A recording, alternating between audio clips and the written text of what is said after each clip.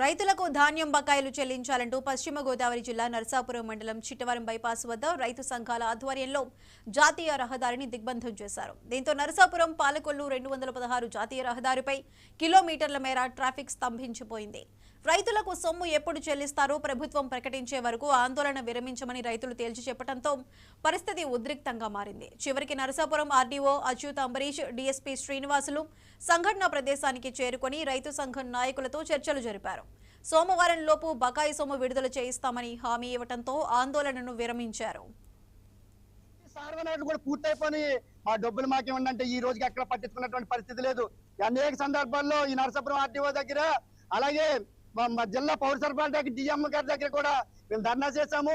సాక్షాత్తు రాష్ట్ర స్థాయి అధికారులు కూడా ఎవరైతే ఉన్నారో ఫైనాన్స్ అధికారి గారు గతంలో మాకు హామీ ఇచ్చారు 37వ తారీఖుని 5వ తేదీ లోపల ఖచ్చితంగా డబ్బులు వేస్తామని. కానీ వేళ 9వ తేదీ ఇలాగే అనేక తేదీలు గడుస్తున్నాయి.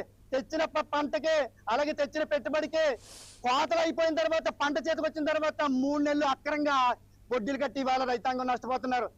ఈ రోజున ఈ జిల్లాలో రావాల్సినటువంటి ధాన్యం ఎం నాగేశ్వరరావు మలవరం ఇంకా మాది సుమారు 18 ఎకరాలు ఉడిశాను. సుమారుగా నాకు 10 లక్షల రూపాయలు రావాల్సి ఉంది. ఇప్పటికి 3 నెలలు ఉంది. దానికి 3 రూపాయలు ఇంట్రెస్ట్ చేసినా, 2 రూపాయలు ఇంట్రెస్ట్ చేసినా 60,000 70,000 ఇంట్రెస్ట్ కట్టవలసి వచ్చింది. ఒక రైతుకు మిగిలేది గట్టిగా మిగిలితే ఎకరానికి వచ్చి ఒక 10,000 12,000 అంత డబ్బు మిగులుతుంది.